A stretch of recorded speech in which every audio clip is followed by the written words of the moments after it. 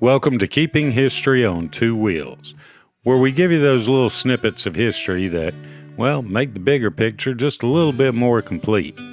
Now this week we're going to be doing something just a little bit different. We're going to be adding in some AI to the mix.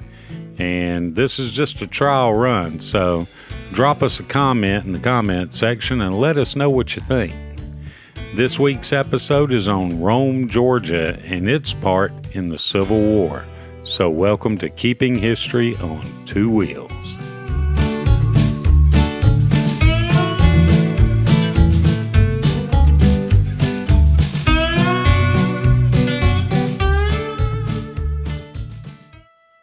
Nestled amidst the foothills of the Appalachian Mountains, Rome, Georgia, held strategic significance during the Civil War. Located at the confluence of the Etowah and Oostenaula rivers, Rome served as a vital transportation hub. The city's location made it a gateway to the Confederacy, controlling access to vital rail lines and waterways. Rome's industrial capacity further amplified its importance. The city boasted several foundries and manufacturing facilities. Its strategic location and industrial capabilities made Rome a prime target for Union forces. As the war raged on, Rome's significance grew. Confederate forces fortified the surrounding hills, creating a formidable defensive perimeter. The fate of Rome became intertwined with the larger course of the Civil War. Confederate engineers designed a formidable defense system anchored by 3 earthen forts.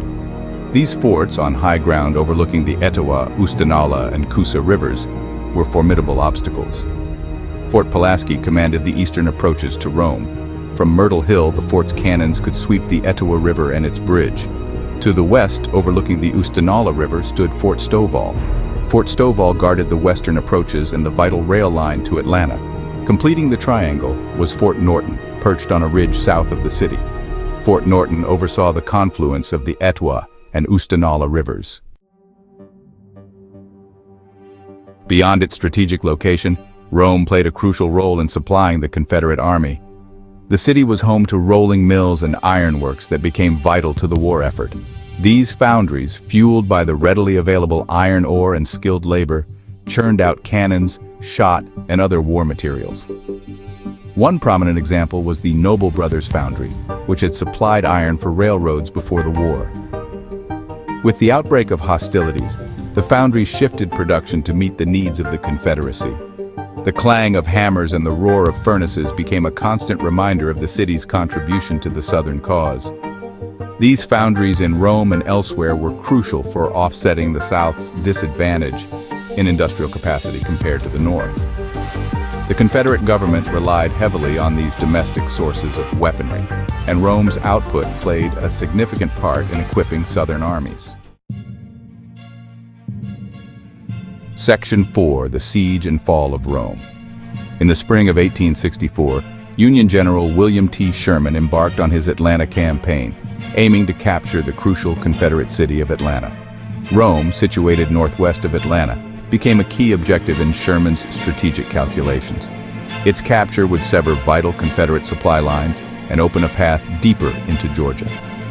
On May 3, 1864, Union forces under the command of General Jefferson C. Davis, not to be confused with the Confederate president, approached Rome.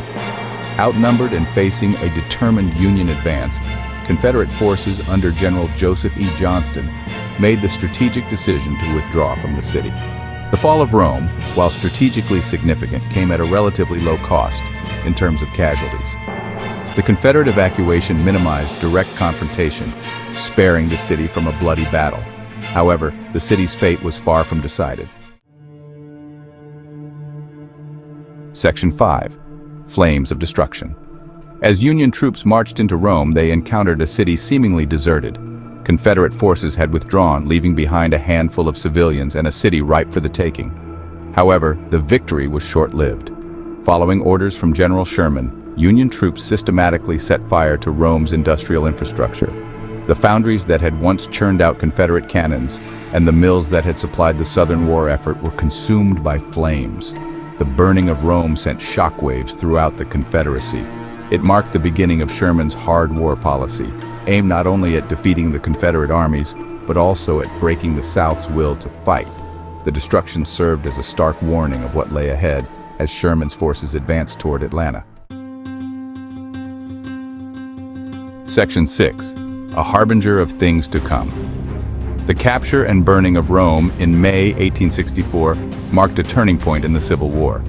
It represented the first significant victory in Sherman's Atlanta campaign, setting the stage for his relentless drive towards the Confederate heartland. More importantly, the events at Rome foreshadowed the scorched earth tactics that would define Sherman's march to the sea later that year. The destruction of Rome's industrial capacity demonstrated the devastating impact of Sherman's strategy of targeting the South's economic infrastructure. The fall of Rome served as a grim prelude to the escalating brutality of the war in its final years. It highlighted the growing chasm between North and South as the conflict evolved from a war for reunification into a struggle for survival. In the heat of the Civil War, General William Tecumseh Sherman gave the infamous order, "I want Rome destroyed. We must leave nothing for the enemy to return to." And so, on May 17, 1864, Rome, Georgia, was set ablaze.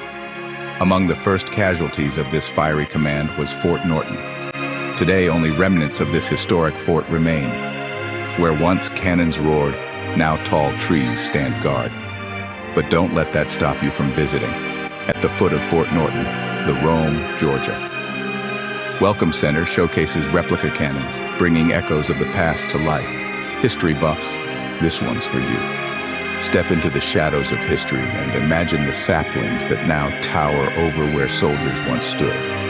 So, next time you're in Rome, take a moment to remember. Our past may have been scorched, but it still speaks volumes. If you're ever in Rome, stop by the Welcome Center and Fort Norton. Be sure to wear the right shoes for hiking and plan to stay a while. Thank you for watching Keeping History on Two Wheels. And remember, every trip starts with a step. And that step, well, it starts with you.